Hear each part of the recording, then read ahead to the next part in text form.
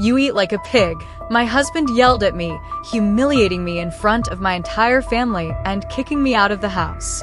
I just smiled, but I decided to take revenge in the place it would hurt him the most.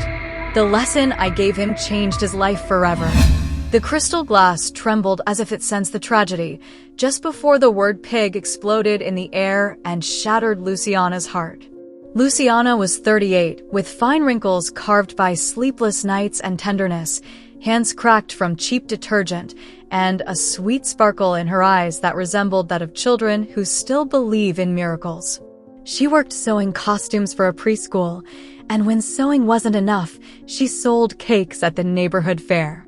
Every coin she earned went to her children, 14-year-old Diego and 10-year-old Valeria, two sparks of future that made her get up early with a smile even when insomnia left her throat dry. Behind the dressing room door, while adjusting the salmon-colored dress she hoped would hide her extra weight, she repeated a silent mantra, "Tonight, everything will go well."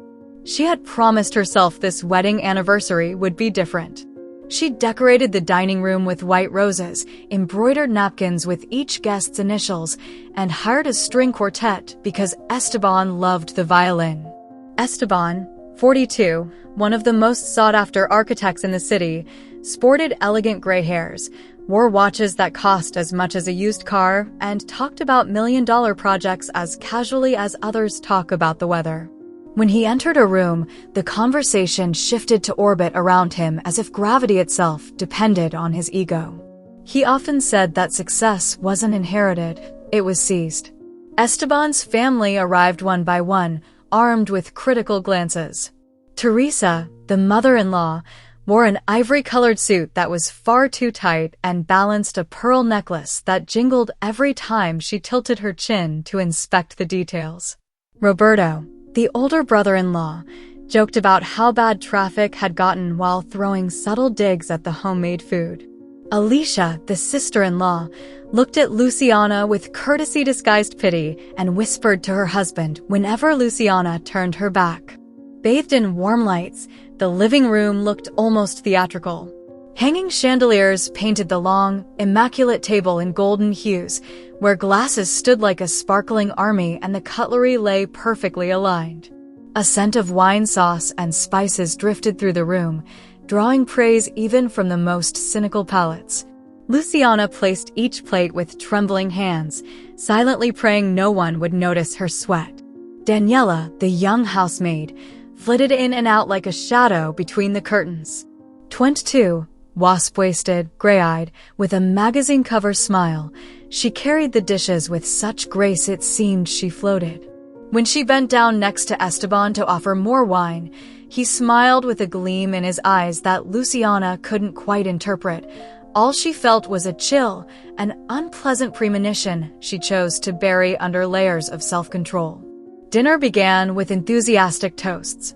Roberto raised his glass, proclaiming that the family was growing as solid as Esteban's buildings. Alicia giggled, Teresa thanked God for their union, and Esteban took center stage, boasting about discipline and vision. Luciana, seated at the far end, responded with modest nods. She longed to jump in and tell a funny childhood story about the kids, but fear of saying the wrong thing tied her tongue. The conversation trotted from business to travel, wine flavors to the country's economic woes. When it came time for Luciana to speak, Teresa took the opportunity to point out that the sauce was a bit strong. Luciana bowed her head, apologized, promised to improve the recipe. Esteban said nothing, but his fingers tapped the table impatiently. Daniela appeared to refill a pitcher. Luciana thought she saw Esteban brush the girl's wrist inappropriately. Dessert arrived, and with it, the beginning of disaster. Valeria reached for her second slice of cake while Diego talked about his school soccer tournament. Roberto, with a mocking voice, joked that this house was a carb festival. Teresa sipped her wine and set her glass down with a sharp clink. Then Esteban, cheeks flushed with drink, looked his wife up and down. The sound of clinking forks faded as he raised his voice. "You eat like a pig, Luciana." He sneered, each syllable soaked in contempt. The insult almost became solid, heavy and dense like lead. Luciana opened her mouth but couldn't form a defense. The silence shattered with Roberto's laughter, followed by Alicia's. Even Teresa let out a soft laugh that froze her daughter-in-law's blood. Diego lowered his head and pretended to tie his shoelace. Valeria grabbed her napkin and covered her eyes. "Esteban, why?" Luciana murmured, her voice cracked, so low it was barely a whisper as her emotional dam burst quietly into her lap. Her husband stared coldly at her and raised an eyebrow like the question bored him. "Because you have too much food and not enough class," he declared. Someone coughed to ease the tension, but the damage was done. The laughter continued, maybe forced, maybe cruelly sincere. One guest tried to steer the conversation toward the quality of the wine, another brought up the weekend match, but the air was already poisoned.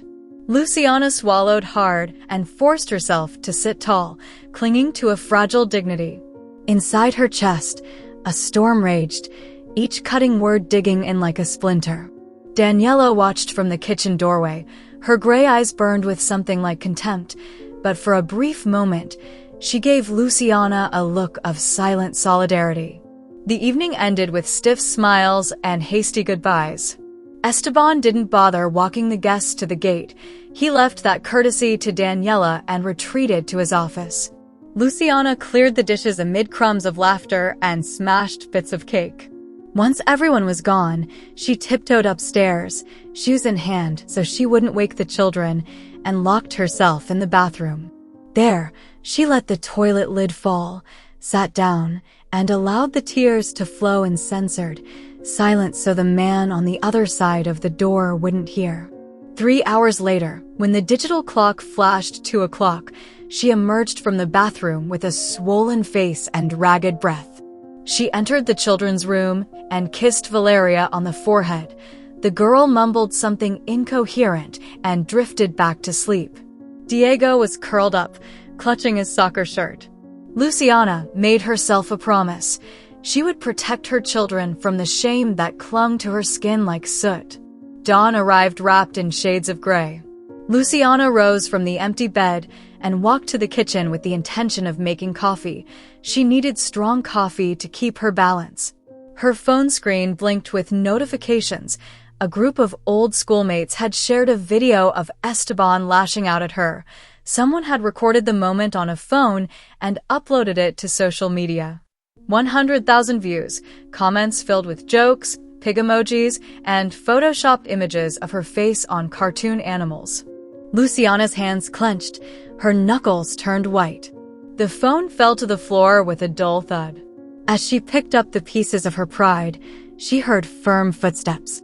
Esteban appeared framed in the doorway, wearing a tailored suit and the scent of expensive cologne. "I'm going to the office," he announced without looking at her. She wanted to ask for an explanation, a hint of an apology, but his stance was made of marble. "Will you talk to the kids?" she asked in a barely audible voice. "That won't be necessary," he replied while tightening his tie. "They understand the truth." Luciana noticed that he avoided eye contact. He focused on some vague point beyond her, as if she were just a shadow on the wall. Barely half an hour later, the illusion of calm shattered. Esteban returned with a briefcase in one hand and a trash bag in the other. Without preamble, he tossed it at Luciana's feet. "Pack what you have left. You're leaving today," he declared with the tone of an irrevocable sentence. "I'm tired of you. You're just walking furniture, using water, electricity, food, and all you do is consume. I'll take care of the kids." Diego, who had peeked out drawn by the argument, froze on the staircase. Valeria ran into the hallway clutching a stuffed animal. "Daddy, what's going on?" she asked, her voice trembling. Esteban didn't respond. Luciana felt her world shrinking. She wanted to hug her children, but Esteban interrupted the gesture with a snap of his fingers, ordering Daniela to take them to their room. The young woman obeyed, guiding them inside and softly closing the door. Dizzy, Luciana grabbed some clothes from the wardrobe. She shoved random garments into an old suitcase that groaned as it closed. Esteban remained still, watching her with a mix of disgust and smug satisfaction. When she tried to walk past him toward the door, he snatched the suitcase and flung open the front door. "Don't come back," he spat, his voice ice cold. The street greeted her with a fine rain that soaked her dress to her skin.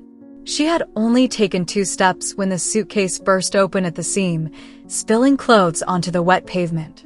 She tried to gather her belongings while cars splashed dirty water. A neighbor watched, another looked away, pretending not to see. Sitting on the curb, drenched, Luciana looked up at the leaden sky and felt each drop strip away a memory. She counted her coins, just enough for the bus to the other side of the city. Then she heard the front gate slam shut behind her with a sound that felt like exile. She stood up, took a deep breath, and in that moment, something ignited within her. An inner voice, firm and clear, whispered that she wouldn't allow her story to end as a cruel anecdote on social media. She clenched her fists, stuffed the clothes back into the broken suitcase, and walked down the sidewalk, slowly, but with determination. The bus ride was a succession of fogged-up windows, the smell of sweat, and aging engines. Every pothole jostled her thoughts, her children's faces, Teresa's venomous laughter, Esteban's indifferent gaze. She imagined Diego eating breakfast with the TV on, Valeria asking why Mommy wasn't there. She vowed to find a way to explain it all, to cleanse their hearts before resentment turned them into bitter adults. When she got off the bus, the city turned into a labyrinth of narrow streets and puddles like shattered mirrors. Luciana dragged the suitcase to a peeling blue house. She rang the rusted doorbell. Josefina answered, wrapped in a cotton robe. She was 36, her eyes sunken but sparkling, and a floral scarf covered her bald head, proof of chemotherapy. "Lou, what happened?" Josefina asked the moment she noticed the tremble on her sister's lips. Luciana wanted to answer with words, but instead she did so with an embrace that nearly knocked them over. Josefina felt the weight of borrowed thoughts and invited her sister inside. The interior smelled of reheated soup and bitter medicine. Luciana left the broken suitcase next to a worn-out sofa. She sat down and told everything that had happened, every detail, even the most humiliating. Josefina listened without interrupting, holding her hand with fragile fingers. When Luciana finished, she exhaled a sigh that seemed to carry centuries. "I thought I loved him," Luciana said, her voice cracking. "I thought family was everything." Josefina stroked her sister's cheek. "Family is, but sometimes blood doesn't flow where we imagined," she murmured, a flicker of melancholy in her gaze. Luciana would spend the night on an inflatable mattress in the living room, beside a window that dripped every few seconds. As she lay down, the darkness whispered old lullabies she once sang to her children. The memory tore her apart. She wanted to scream, but tears silenced her. Through the fogged-up glass, she saw the distant city lights shining like unreachable promises. Despite the pain, her mind wove a thread of future resilience. She would learn to make money. She would get her children back. She would prove to everyone that dignity could rise from ruin. As night wore on, Josefina coughed in the next room. Luciana heard that harsh sound and shivered. She had escaped domestic hell only to land in the purgatory of her sister's illness. She looked up and silently gave thanks for the refuge. In the moment just before sleep, she made a promise. No one would ever again use her body or her heart as an object of ridicule. She would turn the wound into armor. And if her strength ever failed, she would think of Diego's and Valeria's eyes. They would be her compass. At dawn, the first light outlined Luciana's face, aged in mere hours, but hardened like rock polished by the tide. The chapter of humiliation was over. The long road to her rebirth was beginning. The morning light traced the hardened features of Luciana's face, marked by tears and sleeplessness. The sun filtered through the grimy glass, barely illuminating the inflatable mattress where she had slept. Outside, a pigeon's intermittent cooing blended with the distant hum of traffic. The air smelled of reheated soup and stale medicine. It was a new day, but for Luciana, it didn't mean hope. It was a challenge, a trial, another day to endure without breaking. She rose, body aching, and walked silently to the kitchen. Josefina was already awake, wrapped in her cotton robe, sitting on a wicker chair by the window. Her pale face looked like it was carved from wax, and her smile, though faint, was warm.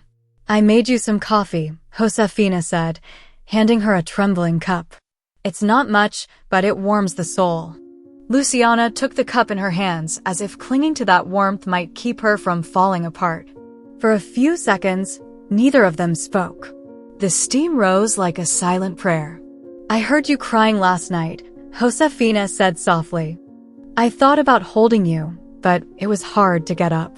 My body doesn't work like it used to." Luciana took a sip and swallowed with difficulty. "I don't want you to see me like this. Defeated, humiliated, thrown out like trash." Josefina gently squeezed her hand. "You're not defeated, Lu.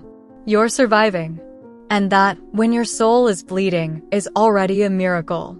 Luciana closed her eyes. She remembered her wedding. Esteban laughing as he slid off her garter in front of everyone. That proud smile she used to find charming, but that now only made her feel contempt. She remembered him kissing her forehead and saying they'd be invincible. And then, the more recent image, her body standing in the rain while Esteban closed the door in her face. Two memories that didn't belong in the same story, yet lived in her mind like crossed knives. "Jose," she said, staring at the empty cup. "I can't stay here forever. And I can't let my kids think I left because I wanted to. I have to do something. Get my dignity back." Josefina looked at her for a long moment before speaking. "There's a neighbor who sells empanadas at the fair on weekends. Sometimes she needs help. You could start with that. Then we'll see if we can do something more together. You with your hands, me with my sharp tongue. Even cancer's afraid of me." Luciana smiled for the first time in days. A fleeting, broken smile, but a real one. 2 days later, she was already at the fair. She helped fill empanadas with meat, chicken, and chard, burning her fingers, taking change with greasy hands, and enduring awkward comments from customers. Her body began to change. Mornings were for the fair, afternoons for washing other people's clothes. The soapy water cracked her skin, the smell of grease clung to her hair, and fatigue built up in her back. But every day's work left her a few coins, and with each coin came a spark of independence. At night, she collapsed onto the inflatable mattress, listening to Josefina cough in the other room. She didn't complain. She didn't ask for anything. She didn't even cry. She was learning to turn pain into fuel. Her body was losing weight faster than she expected. The mirror started showing a reflection she didn't recognize, thinner cheeks, deep circles under her eyes, but also a steadiness in her gaze she'd never had before. Every drop of sweat is a piece of fear conquered, she thought as she wrung out a bedsheet with force. One Thursday, while carrying a bag of clean clothes to the neighborhood's communal laundry, a familiar figure appeared next to the spin dryer. She wore a simple black dress and had her hair in a perfect braid. "Daniela." Luciana stopped dead in her tracks. Her heart was beating like a badly tuned drum. Daniela said nothing at first. She just smiled. "I've seen your fall," she said, leaning gracefully against the washing machine. "And I also see that you're alive. That's interesting." Luciana gritted her teeth. She hadn't expected to see her there, much less for her to address her in that ambiguous voice, as if she were enjoying the moment. "What are you doing here? Did you come to laugh?" Daniela narrowed her eyes. "No. I came because I know you're interested in knowing why he threw you out like that. And because maybe I can help you, for a price." Luciana took a step back, still carrying the bag of wet clothes. "You? Help me? You slept with him. You destroyed my family." "It's not those who arrive who destroy, Luciana. It's those who betray who destroy," Daniela replied, still smiling. "Besides, I'm not here out of compassion. I'm here because we both have a score to settle with the same man." Luciana observed her closely. Her elegant posture, her fearless gaze. That young woman wasn't a simple employee. She was something more. Speak clearly. I have no patience for riddles. Daniela sighed. Her face hardened for a second. Esteban raped me when I was 16. In a house where my mother worked. He did it one night when he stayed over as a guest. No one believed me. Not even my mother. He offered me money. And I accepted. But not to keep quiet. To get closer. To ruin him from the inside. Luciana felt nausea rise in her chest. Daniela lowered her gaze. I broke into his house to gain his trust. And I succeeded. But you were in the way. I watched you. I saw how he treated you. How he shut you down. I wanted to help you, but it wasn't my time. And now it is? Now he is, Daniela affirmed. Esteban is dirtier than you imagine. He has accounts in tax havens. He launders money with his construction company.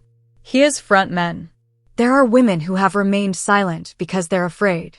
But if we bring him down together, we can destroy him from within.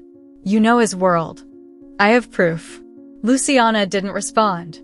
She sat down on a rusty chair, leaving her bag of clothes on the floor. She felt like she was short of breath. Why tell me now?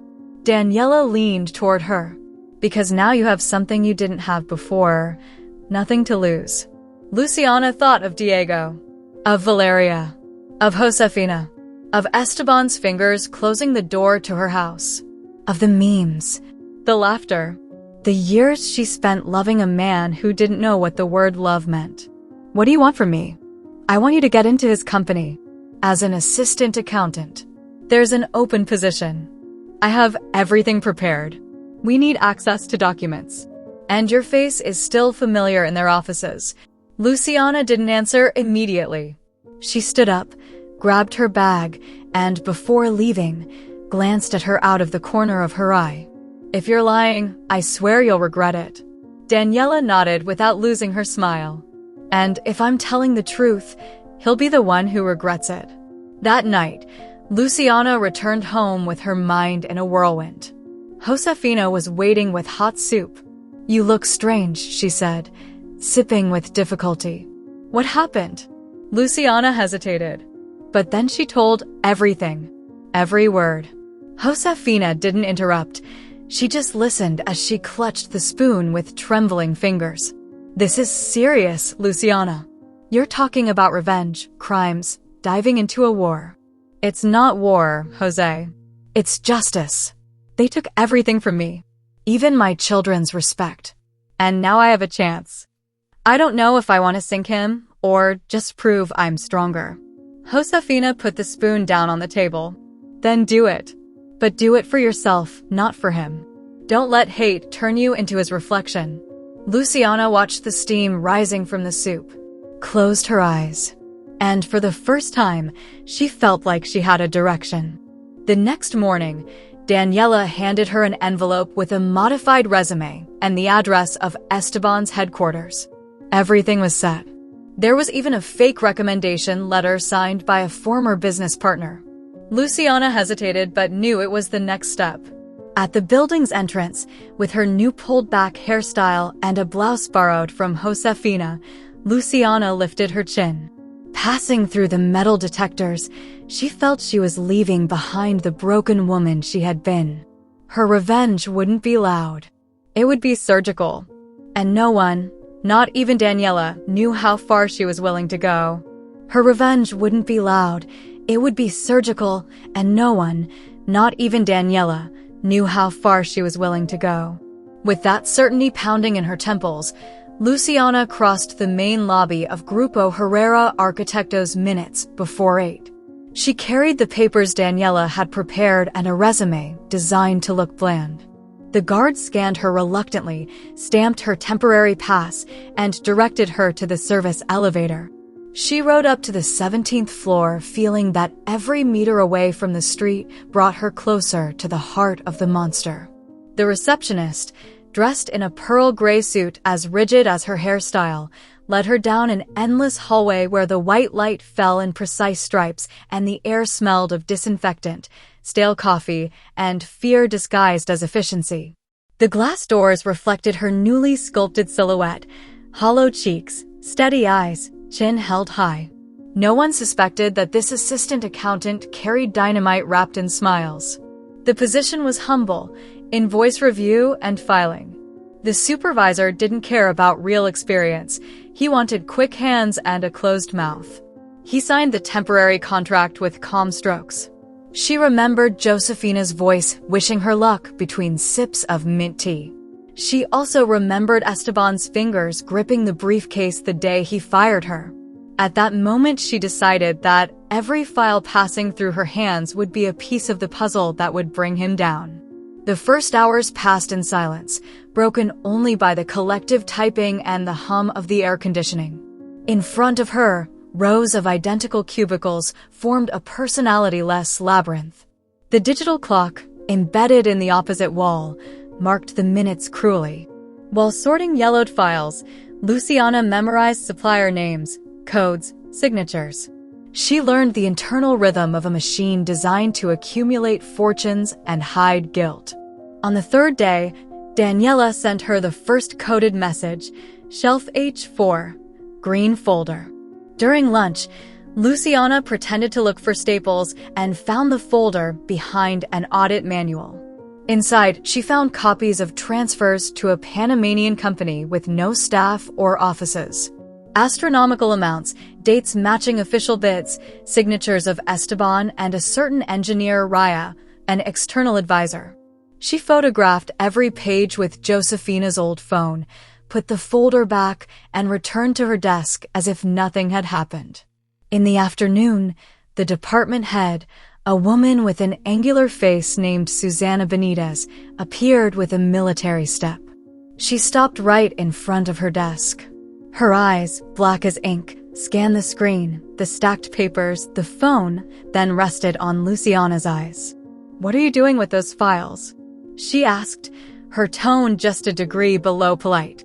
Luciana held her gaze. "I'm reorganizing the accounting, ma'am," she replied calmly. The invoices from March were mixed with April's. "I thought it would be more efficient to separate them." An electric silence stretched between them. Susana tilted her head, as if weighing the response. "Efficiency," she murmured. "All right, keep going.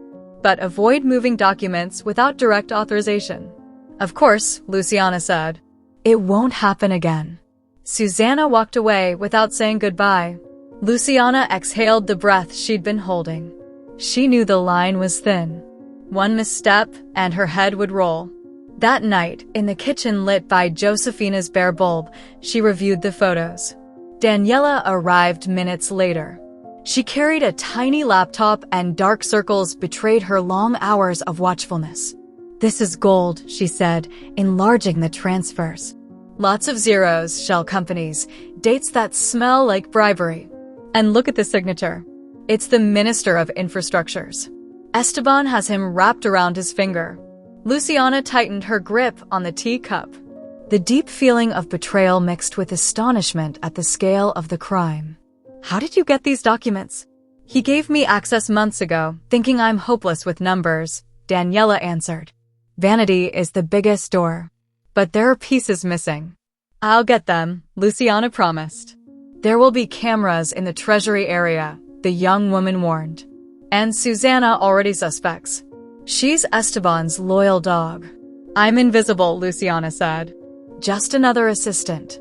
They'll see whatever I want them to see." The weekend arrived with a storm. Still, Luciana got up before dawn and flew to the market to fry empanadas. While flipping the steaming pastries, she mentally studied the office blueprints she had memorized. Every wrist flick, every sizzle of oil marked an internal rhythm. When the rain intensified, customers crowded under the awning. She repeated the same phrase with an unshakable smile. Inside, she was weaving her strategy. When she got home, Josefina was waiting, sitting on the sofa with a blanket over her legs. "There are calls from Valeria," she announced. She insists on seeing you. Luciana swallowed hard. The divorce wasn't official yet, but Esteban already controlled the contacts. Communication with the children went through his filter. I have to win this war first, she whispered. Then I'll go for my kids. Josefina reached to touch her hand, but a spasm stopped her. Luciana understood the cancer was advancing faster than her sister admitted. She kissed her forehead and decided not to break down. On Monday, the building woke to posters about a charity event. Esteban would appear that night on the national channel to launch the Horizonte Foundation, a social housing program financed by Grupo Herrera. The rumor spread among employees with a mix of pride and surprise. Luciana walked to her cubicle feeling her ex-husband's cynicism climb another rung. During lunch, the cafeteria buzzed with comments. She listened silently while several colleagues praised the boss's generosity. Before returning to her desk, she received a message, File Room C, 5 minutes. She recognized Daniela's number. She crossed hallways where the lights flickered without warmth, opened the metal door, and slipped between dusty shelves. Daniela emerged from the shadows like a cat with glowing eyes. The foundation is a front, she whispered. They divert public funds, launder them in tax havens, and funnel them back as donations. We need to expose it. Luciana looked at the gloomy archive. How? I have someone, Daniela answered. His name is Martin Galvez, an investigative journalist. I owe him a favor. He wants the scoop. If we give him solid proof, he'll publish a report that will shake the ministry. Luciana pressed her lips together. That will destroy him, but it will also put my children in the media spotlight. We can leave their names out, Daniela assured her. Martin is discreet. But we need original invoices, internal emails, call logs. Everything. At that moment, the door creaked. Susanna peeked her head in. What's going on here? She asked. Her eyes slid from Daniela to Luciana. Joint file? Luciana kept her voice steady. We're checking for duplicates, she improvised. Some boxes got mixed up. Miss Daniela is helping me identify them. Susanna raised an eyebrow. I don't recall authorizing this review. Daniela stepped forward. I'm sorry. It was my mistake. I wanted to get ahead on some work. Susanna randomly inspected a couple of folders, returned them to their place, and left without saying another word. They both breathed a sigh of relief once the footsteps faded down the hall. That afternoon, the entire staff gathered in the video conference room to watch Esteban live. The host introduced him as a visionary and philanthropist. Esteban, wearing a midnight blue suit and a burgundy tie, spoke about his commitment to the most vulnerable. He promised 1,000 homes in the first phase. Luciana felt her stomach twist as she watched the audience in the studio applaud. She observed her coworkers' faces. Many smiled, some applauded, others recorded with their phones. She saw Susanna nod proudly. As soon as the broadcast ended, Daniela sent another message, back door at 7 p.m. You'll meet Martin. Luciana replied with a simple yes. On her way out, the city lights reflected flashes on the windows.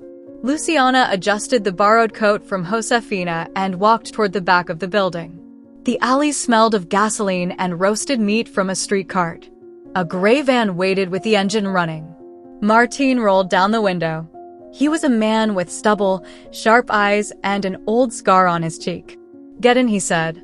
We have 20 minutes before their people change the passwords.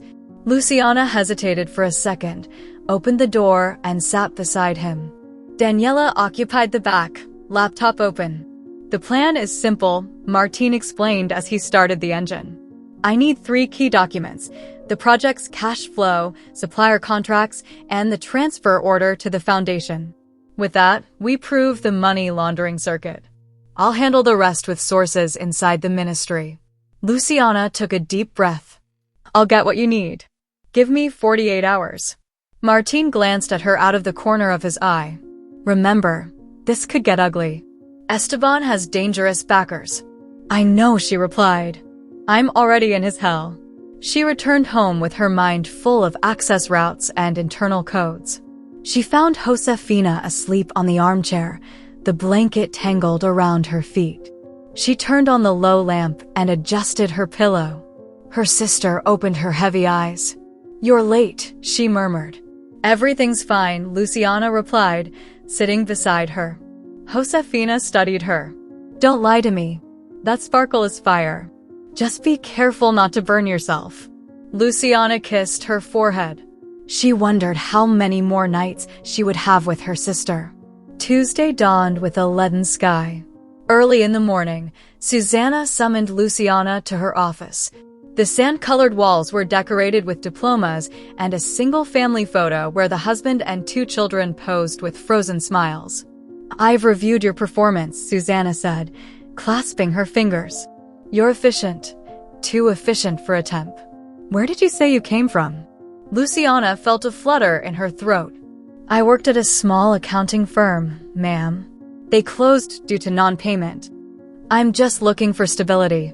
Susanna drummed her fingers on the desk. "Stability," she repeated. "Keep your head down. We don't reward out-of-line creativity here." Luciana lowered her head. As she left, a stab of anger hit her. She hated how that woman defended Esteban without questioning anything. That afternoon, Daniela gave her a keychain with the company logo. She explained it contained a duplicate of the access card for the treasury area, cloned during one of Susanna's lapses. "Tonight," she said, "when the plant empties, you go in." Here adrenaline surged. Luciana calculated the cleaning shifts, the guards' patrol routes, and the blind spots of the cameras. She stayed 2 hours after closing, pretending to catch up on overdue balances. At 9:23 p.m., the hallway was deserted.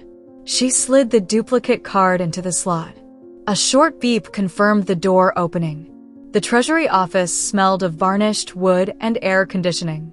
She turned on the desk lamp, searched the metal filing cabinet B12, and took out the folders marked Proy_Horizonte. She snapped quick photos, payments to non-existent consultants, extra salaries for officials, deposits in a Swiss bank.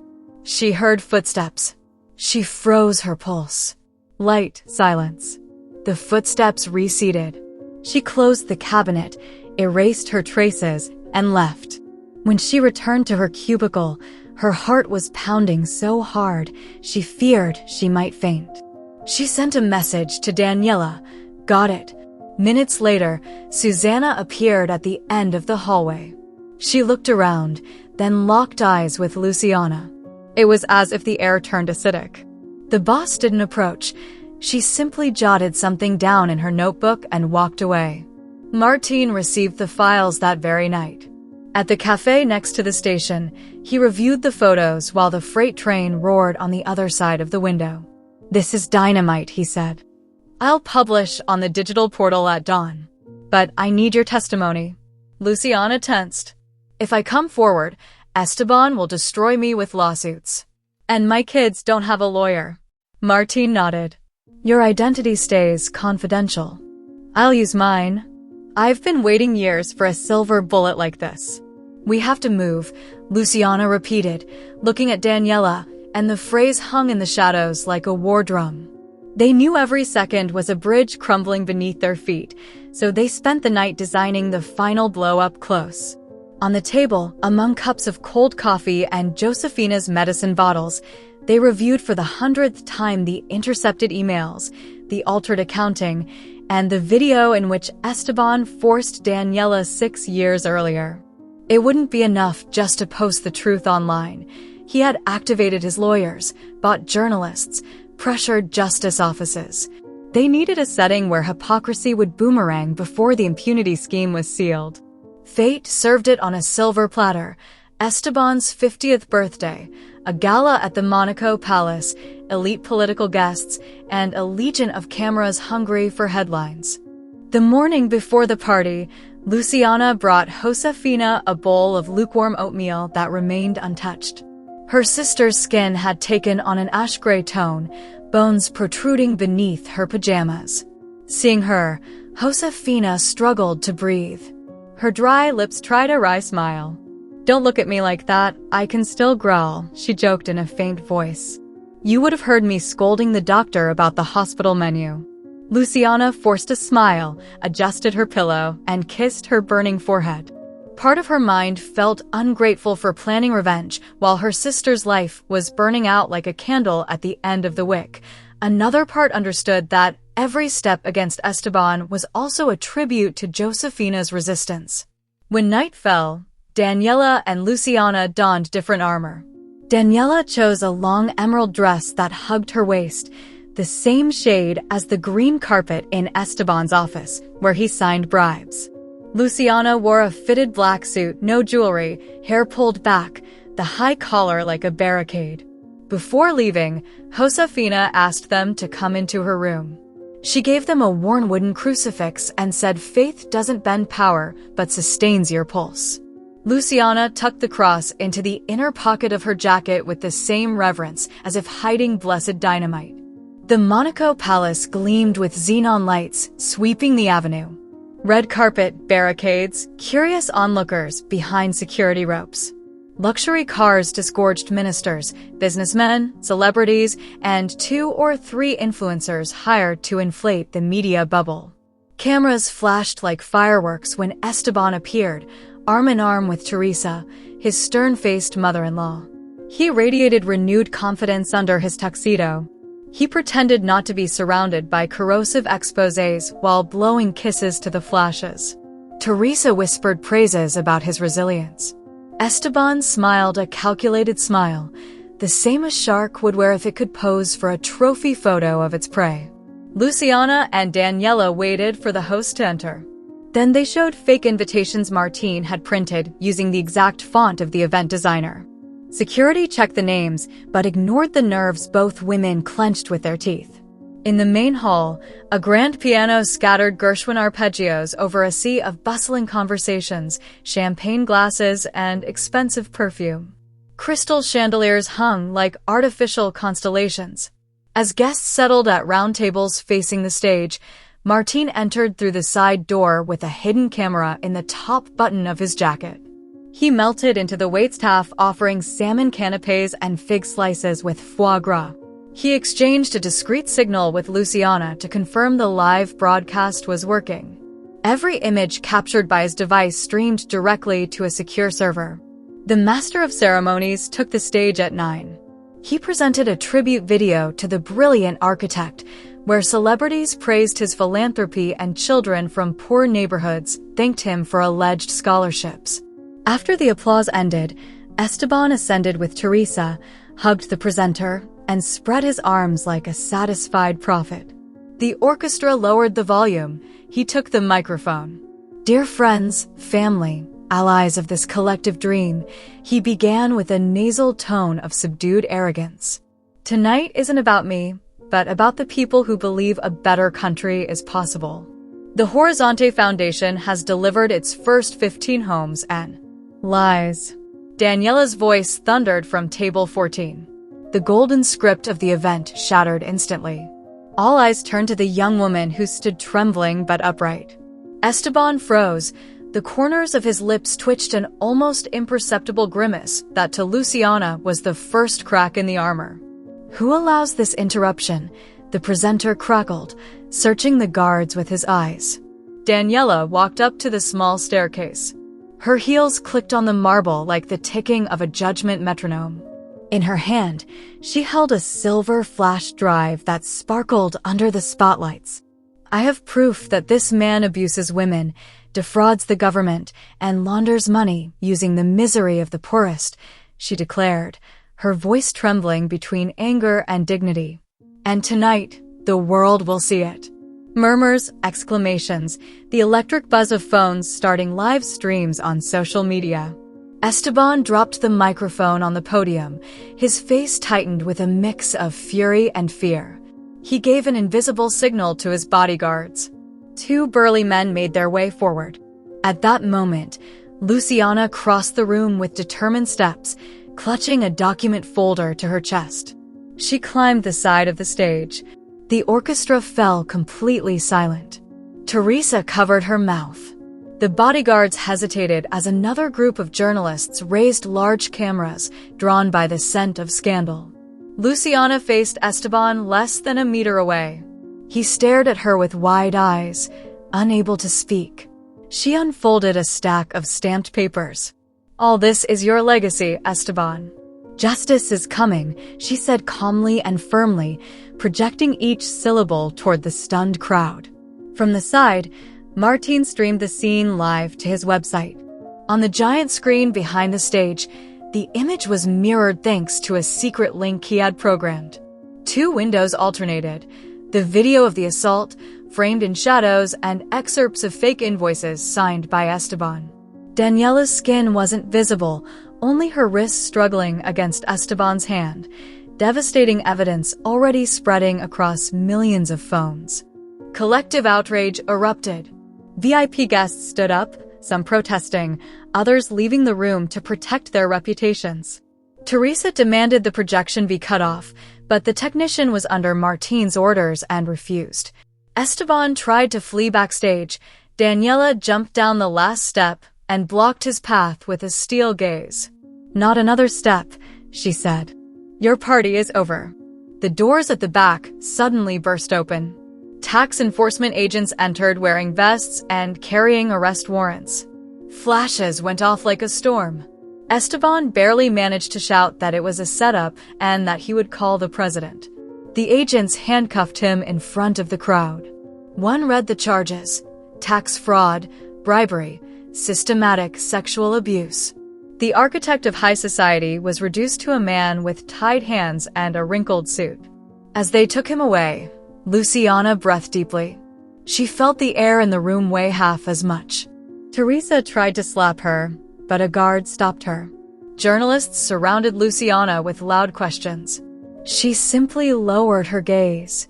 Daniela hugged her for a few seconds, then faced the press and declared her name was Daniela Ramos, and that this was the beginning of a national movement against impunity. The roar of cameras drowned out any response. Luciana looked for Martin to thank him, but the journalist was already leaving through the side door, carrying his briefcase full of media explosives. The echo of victory didn't last long. Her phone vibrated. It was the neighbor who cared for Josefina when she was away. The man's voice was broken by urgency. Josefina's condition had worsened.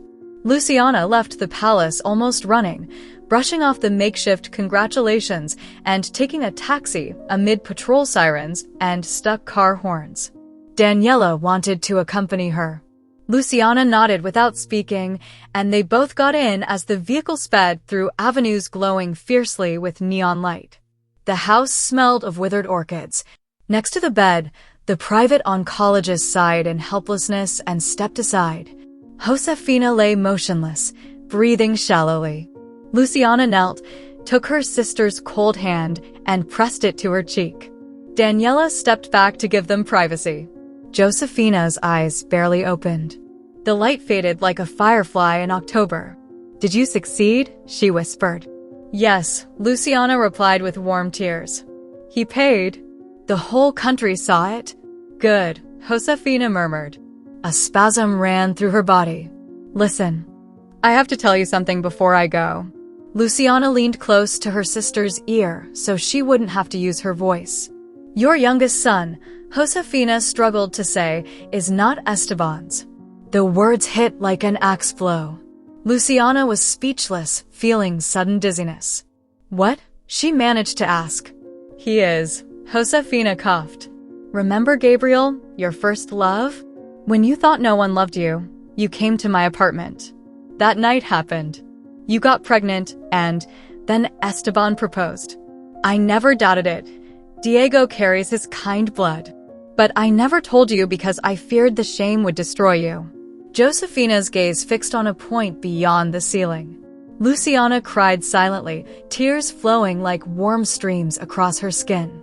She tried to say it didn't matter, that she loved her, that she forgave her for keeping silent, but her lips couldn't form the words.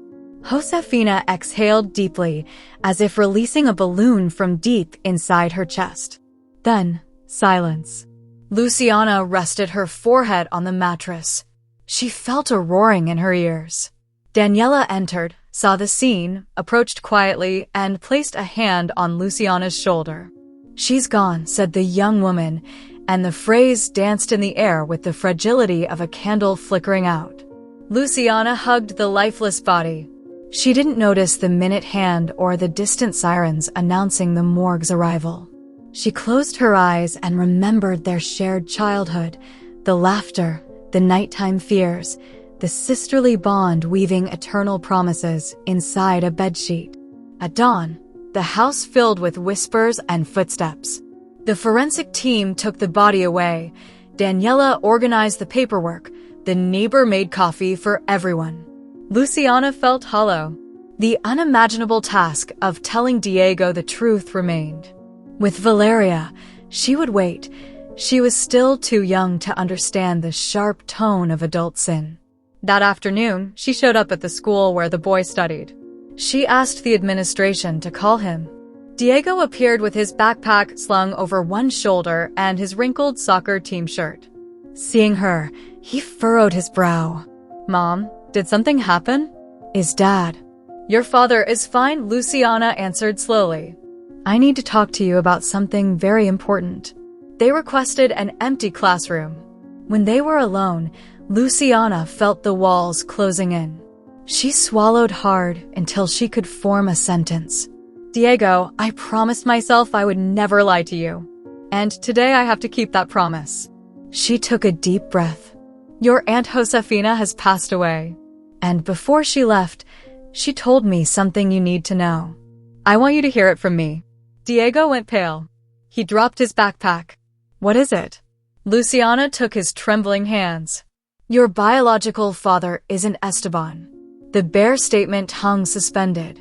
"But that doesn't change anything between you and me. I love you just the same. I have always loved you, and nothing will alter the blood we've built together." Diego took a step back, like someone who receives a punch they didn't see coming. "Is it true?" he asked, his voice breaking. "It's true," she answered, breaking inside. "His name was Gabriel. He died years ago. You were conceived on a night of doubt, but you were wanted from the very first moment." The teenager's eyes filled with tears. Luciana hugged him tightly. "Blood unites us, love defines us," she whispered. "Names and surnames may change, but the story we live together is indestructible. Everything else is noise." Diego rested his forehead on his mother's shoulder. He cried silently. There were no immediate reproaches, just the collapse of certainties that makes room for new foundations. After several minutes, the boy pulled away and asked if Valeria knew anything. Luciana shook her head. They decided to wait for the right moment. Now they had to support each other. Outside, the sky darkened with storm clouds while the media bombarded the country with images of Esteban handcuffed, disheveled, broken down. Teresa gave interviews claiming her son-in-law was the victim of conspiracies, but every claim collided with leaked documents spreading across every digital device. The prosecutor's office announced in a press conference that they would request preventive detention. Social media buzzed with the hashtag Architect of Hell. That night, Luciana and Diego returned home to silently mourn Josefina's absence. In the dining room, Daniela lit a candle in front of the deceased's photo, and the three joined hands around the flame. The clock struck 2 when Luciana went to her room to lie down for a few minutes. Noticing the wooden cross on the nightstand, she found herself whispering her sister's advice. Win this battle, then live. They had won the first one at an irreversible cost. Now life was coming with its fractures and promises, demanding to be filled with meaning. Luciana woke before dawn, lulled by the repetitive crowing of a lone rooster living in the neighboring yard. The past 17 days had been a whirlwind of paperwork, moving, and mourning, but that mourning promised new meaning. Josefina's promise still echoed in her chest. Win the battle, then live. She still cried for her sister, still dreamed of her teenage mother's face when she saw her in a wedding dress, still trembled sometimes when sirens sounded far away, but life demanded movement. And she was determined to provide it. She looked at the wooden crucifix on the nightstand. Her fingers paused on the small figure, kissed it, and put it inside her bag. Then she put on earth-toned shoes, the same shade as the ash she would mention so often at noon. The inauguration of the Corazon de Luciana Foundation would be held in the old library of the San Elias Parish, a place that for years had smelled of dust and dampness and that in recent weeks was transformed thanks to tireless volunteers and an anonymous donation Martine made after selling the rights to the documentary series Overthrowing the Architect of Hell. That morning, small trucks brought folding chairs and boxes of brochures printed with slogans about dignity and self-respect. Teenagers from a nearby high school painted a mural on the facade, a woman with hummingbird wings emerging from a sea of ash. The painting brought discreet tears to more than one passerby. Luciana arrived with Diego and Valeria on each side. The boy did not let go of his mother's hand. Since the revelation, they had built a secret language combining respectful silences and new words. Valeria, unaware of the genetic labyrinths, simply hugged her brother when she noticed him thoughtful. Upon entering, they encountered dozens of women, many with scars that spoke without the need for biography. There were elderly women with canes, young women with headscarves, domestic workers in uniforms, psychology students, a municipal councilwoman, and 3 nuns who smiled shyly. In the center, on a rectangular table, rested a transparent urn where attendees would leave anonymous letters describing their experiences of violence. Luciana scanned the place with her eyes. Every piece of furniture, every poster, every flower reminded her of Josefina. The ceremony began with a slight delay because the portable microphone was running out of battery. Martine fixed it by connecting an improvised cable. When silence fell, Luciana stepped onto the small stage amid applause. Photographers from 2 local newspapers captured the image of that woman dressed in a cream suit, the almost invisible scar from childbirth marking her abdomen beneath her blouse. She took a deep breath and began. From the ashes rises the bird that flies highest. This phrase has accompanied me since I hit rock bottom, the day I discovered that humiliating someone can be a spectacle for those who have never felt the slap firsthand. I also learned that dignity can be rebuilt with hands as clumsy as mine. Today, we inaugurate Corazon de Luciana not to remember my name, but to remember that shame transformed into courage becomes a driving force. The applause thundered. She went on to list self-defense workshops, therapy scholarships, free legal advice, and a pilot microcredit project funded with money recovered from Esteban's Phantom Foundation. She finished by thanking Daniela, named co-founder. Then the young woman went up on stage. They embraced, and the ovation surpassed the volume of the small speaker. When the ceremony ended, a group followed Luciana to the backyard to plant the first symbolic tree, a lemon tree. Diego dug the soil with a shovel too big for his age. Valeria watered the roots with a red watering can. Luciana taught everyone how to say thank you with mouths full of dust. The May breeze carried the scent of fresh citrus. The afternoon slipped by amid laughter, introductions, and exchanged phone numbers. As the sun set, Daniela asked to take Luciana somewhere. They drove to the public university, where the old auditorium waited silently. Inside, the trauma therapy diploma graduation was taking place.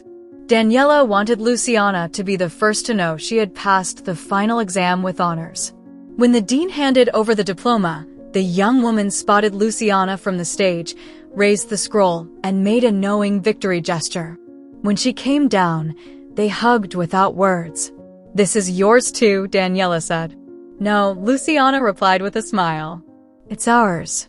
Upon leaving, an amateur journalist asked them for a photo. Daniela agreed. They posed under the street lamp. The artificial light highlighted the imaginary scar each carried. Martine posted the photo hours later with the caption "Rebirth is conspiring against shame." Days turned into weeks. The foundation consolidated a steady flow of users. Luciana gave talks at schools and markets. Diego accompanied her some Saturdays and shared his experience as a teenager almost turned cynical by paternal betrayal. He became a spontaneous, direct speaker, free of self-pity. Valeria organized the notebooks in the newly refurbished library. Meanwhile, Esteban inhabited a palace of silence. After his arrest, the press followed his case constantly. The defense lawyer tried to delay trials, citing emotional collapse. The prosecutor countered with videos and signatures. After 2 months in preventive detention, Esteban broke down.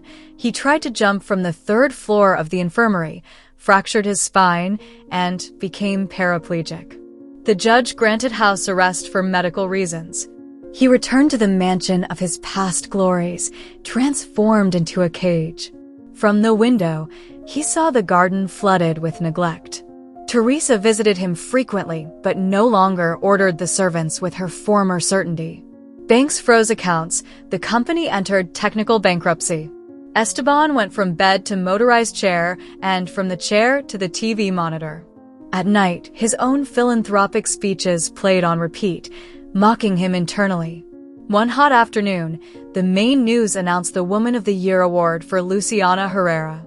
Esteban lowered the volume, approached the screen as one confronting a reflection of the past. There she was, dressed in petrol blue, accepting the transparent statuette. The presenter listed achievements: 110 women helped, 15 formal complaints filed, for families relocated to safe housing.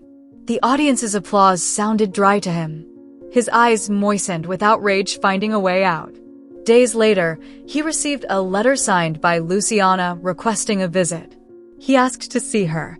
The adjustable bed creaked as he raised the backrest. The caregiver adjusted the blinds so the afternoon sun fell obliquely, not burning his skin. He sensed the meeting would be like a scalpel. Luciana arrived without an escort or journalist. She wore a simple dress and held a crucifix in her hand like an inverted trophy. The nurse guided her to the room where Esteban waited. She looked at the paralyzed body covered with a wool blanket. She refused to feel pity. She recognized her own strength in that absence of deceit. She sat opposite him. The ticking of the wall clock marked the first seconds. "I can't stand up to welcome myself," he said in a hoarse voice. "Fate has cheap ironies." "I didn't come to judge your stance," Luciana replied. "I came to close stories." Esteban tilted his head.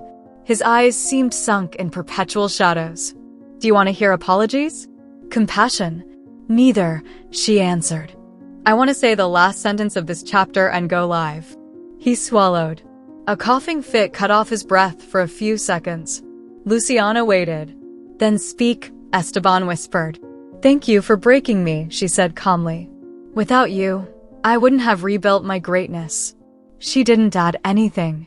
She stood up, placed the crucifix on the nightstand, and walked toward the door.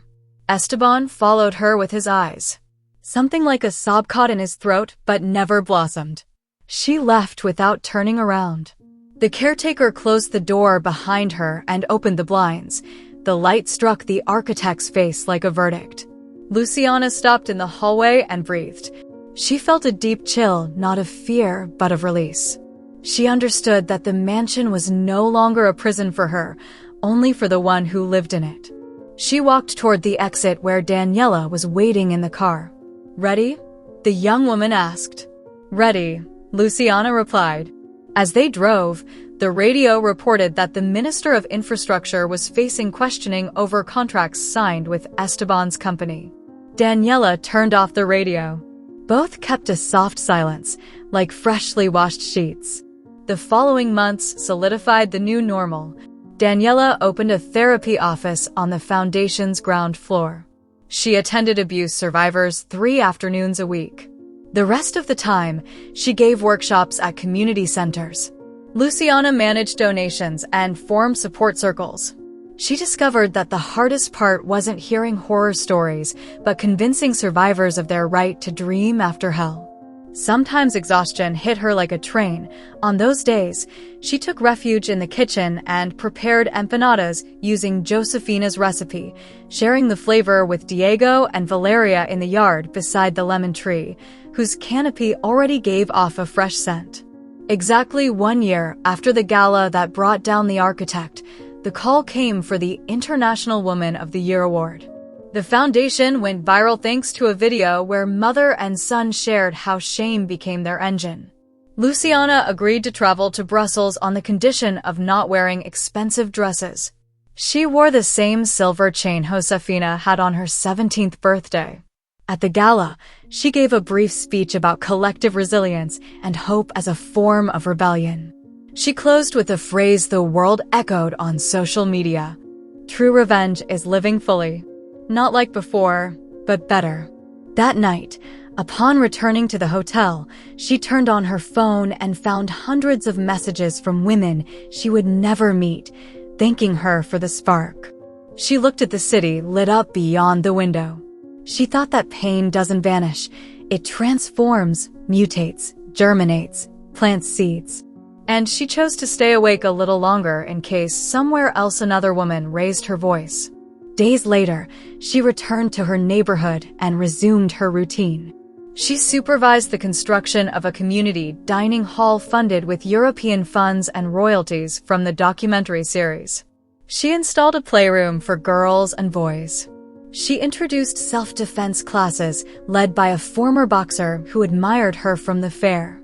Valeria turned 11 and asked to celebrate with a chess tournament among the girls attending the dining hall.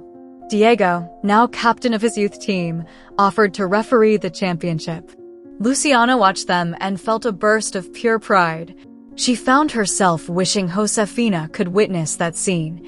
She comforted herself, imagining her sister sitting in the front row, applauding with invisible hands. One November morning, Daniela arrived breathless. She carried a magazine under her arm. On the cover were she and Luciana hugging in front of the facade, painted with the woman with hummingbird wings. The headline read, "Defiant Souls." Daniela laughed and admitted feeling dizzy facing public exposure, but Luciana reminded her that light drives away beasts that thrive in the shadows. Both decided to donate the interview's payment to buy computers for girls preparing for university entrance exams. Time tamed memory without erasing scars. Some nights, Luciana dreamed of the infamous dinner and woke up gasping. Then she repeated the ritual of clutching the crucifix and quietly reciting Josefina's favorite verse, "Everything that breaks can be reinvented as a lighthouse." Esteban's legal process ended with a final sentence, 15 years for fraud and 7 for abuse. Due to his physical condition, he would serve his sentence in the same mansion with an electronic bracelet and daily supervision. The news sparked public debate about privileges, but Luciana chose not to waste energy protesting. She knew the worst prison was inside the mind of one who cannot escape their own guilt. She believed society should improve laws, yes, but her immediate purpose was to save concrete people, not to fuel bureaucratic mills. Spring arrived with the foundation's second fair. Under turquoise tents, women offered crafts and typical dishes made in entrepreneurship workshops. Luciana walked greeting the stalls. In the background, a mariachi band played for free, grateful for the help given to the guitarist's mother. An elderly man with large hands gave her a clay vase with the inscription, "Never again," in relief. Luciana held it with trembling fingers and promised to place it at the main entrance. As the afternoon waned, she sat in the lemon tree's shade. She watched Diego teaching Valeria a new chess opening, Daniela guiding a student, Martín interviewing a shyly smiling survivor. She closed her eyes. She imagined a borderless horizon for so many seeds of courage. She remembered the stab of the insult that started it all and felt no anger, only solemn respect for the path traveled. He stood up, walked toward the exit of the venue, and stepped onto the street bathed in orange light.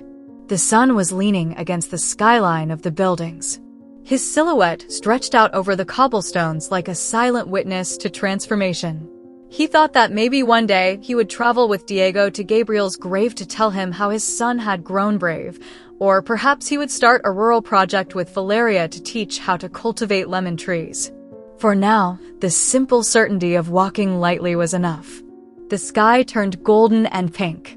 Luciana walked unhurriedly, hands empty, chest open, her breathing synchronized with the song of a bird nesting on a balcony. She smiled as she realized that her story didn't end at the full stop she had longed for. It kept expanding toward an unpredictable future, woven with the voices of those who found a beacon in her testimony. She looked up and felt the breeze move a strand of hair. In that small gesture, she sensed freedom. And she kept walking toward the sunset, an eternal learner of the life that beats after the storm. If you've enjoyed this story, I invite you to leave a comment sharing how it made you feel. And if you've been through a similar experience of betrayal, I'd love for you to share your valuable opinion. Remember to tell me which city you're watching this video from. I'd be very honored if you leave a like, share the video with a friend or family member, and subscribe to the channel. Don't miss the next surprising story that's appearing on your screen right now. We have guaranteed entertainment exclusively for you. See you in the next video.